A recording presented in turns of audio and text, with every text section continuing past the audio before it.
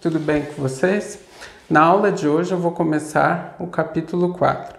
Na seção 4.1 nós vamos estudar valores máximo e mínimo. Eu comecei apontando dois problemas onde nós vamos precisar determinar tais valores.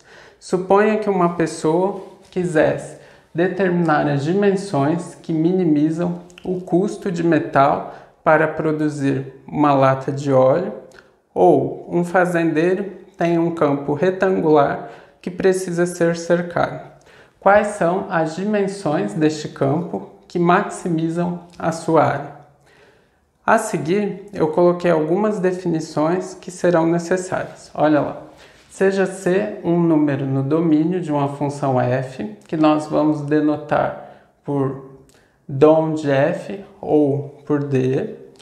Então, f de C é valor máximo absoluto ou máximo global de f no domínio de f, se o f de C é maior ou igual que f de x para todo x pertencente ao domínio de f. F de C é valor mínimo absoluto ou mínimo global de f no domínio de f, se f de C menor ou igual a f de x para todo x pertencente ao domínio de f. F de C é valor máximo local de f se existe um intervalo aberto I tal que C pertence a I e f de C é maior ou igual que f de x para todo x pertencente à intersecção de I com o domínio de f. E finalmente f de C é valor mínimo local de f se existir um intervalo aberto I tal que C pertence a I e f de C é menor ou igual a f de x para todo x pertencente à intersecção de I com o domínio de f. Para vocês fixarem melhor as definições, vejamos um exemplo. Aqui é uma tentativa de esboço do gráfico da função f de x igual a 3x à quarta menos 16x ao cubo mais 18x ao quadrado, onde o x é maior ou igual a menos 1 e menor ou igual a 4. Olhando para o gráfico de f, qual que é o maior valor que f assume quando nós consideramos valores de x maiores ou iguais a menos 1 e menores ou iguais a 4? É o 37.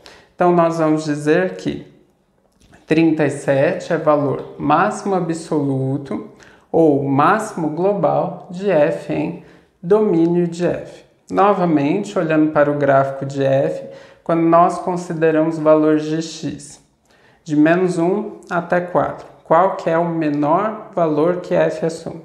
É o menos 27. Então, nós vamos dizer que menos 27 é valor mínimo absoluto ou mínimo global de f em domínio de f.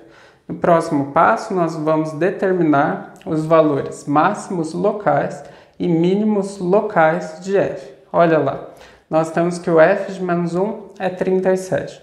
Quando nós consideramos valores menores do que menos 1, os valores de f vão diminuindo até que nós obtemos f de 0 igual a 0 e depois, quando nós consideramos valores de x maiores do que 0, os valores de f voltam a aumentar. Então, é possível aqui considerar um intervalo tal que o 0 pertence a este intervalo e tal que 0 é o menor valor que f assume neste intervalo. Então, nós vamos dizer que 0 é mínimo local de f, tá? Agora, após o 0, quando nós consideramos valores de x maiores do que 0, os valores de f vão aumentando até que nós temos f de 1 igual a 5, e depois, quando nós consideramos valores maiores do que 1, os valores de f voltam a diminuir. Então, é possível considerar um intervalo tal que o 1 pertence a este intervalo e tal que 5 é o maior valor que f assume neste intervalo. Então, nós vamos dizer que 5 é valor máximo local de f. Depois, Quando nós consideramos valores maiores do que 1, os valores de f estão diminuindo até que nós chegamos em f de 3 igual a menos 27, e quando nós consideramos valores maiores do que 3, os valores de f voltam a aumentar. Então é possível pegar um intervalo, tal que o 3 pertence a este intervalo, e tal que o menos 27 é o menor valor que f assume neste intervalo. Então nós vamos dizer que menos 27 é valor mínimo local de f. Então vejam que o menos 27 ele é tanto um valor mínimo absoluto de f em domínio de f, como ele também é um valor mínimo local de f. Agora, quando nós consideramos valores maiores do que 3, tá? Os valores de f estão aumentando até que nós obtemos f de 4 igual a 32. Mas aqui tem que tomar cuidado, porque nós não conseguimos pegar um intervalo aberto, tal que o 4 pertence a este intervalo, tá? Então, nós não vamos poder concluir que 32 é máximo local. Tá? Do mesmo modo, ó, nós temos que o 37 é um valor máximo absoluto de f em domínio de f, mas ele não vai ser um valor máximo local. Por quê? Porque nós não conseguimos considerar aqui um intervalo aberto, tal que o menos 1 pertença a este intervalo, tá? Então, nós não vamos poder concluir que o 37 é um valor máximo local de f, tá? Então lembrem, sempre quando vocês considerarem as extremidades do nosso intervalo, esses valores que f assume nas extremidades não vão poder ser nem valores de máximo local de f, nem valores de mínimo local de f, porque nós não conseguimos considerar um intervalo aberto tal que esses valores pertençam ao intervalo.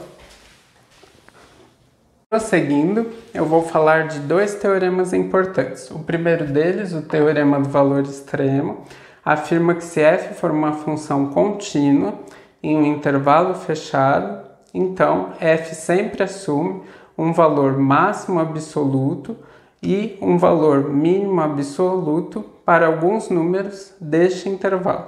No nosso exemplo, nós tínhamos uma função contínua em um intervalo fechado e nós vimos que 37 é valor máximo absoluto de f em domínio de f e menos 27 é valor mínimo absoluto de f em domínio de f.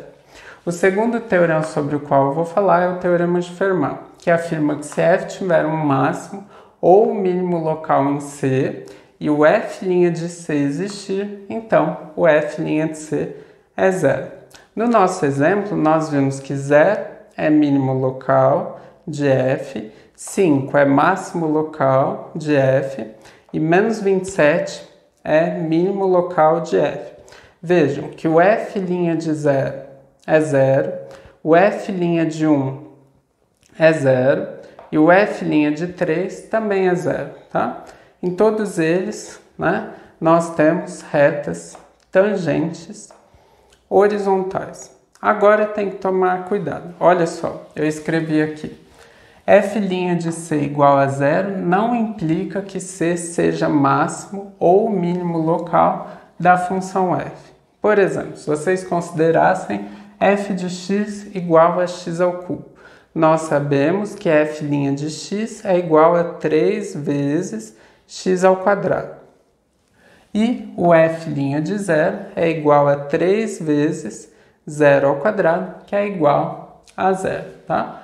Porém, c igual a 0 não é nem um máximo local, nem um mínimo local de f. Por quê? Quando você considera valores de x maiores do que 0, o x ao cubo também é maior que 0. Quando você considera valores de x menores do que 0, o x ao cubo também é menor que zero. Então, não existe um intervalo que contenha o zero, tal que zero seja o menor valor daquele intervalo ou que zero seja o maior valor daquele intervalo, tá? E também tem que tomar cuidado que esta hipótese aqui, f' de c existir, é importante. Vejam só, f de x igual a módulo de x, que eu representei aqui, né, graficamente, tem um mínimo local em zero, né? E também é mínimo absoluto de f no domínio de f, porém o f' de zero não é zero, tá? Na verdade, neste caso, o f' de zero não existe.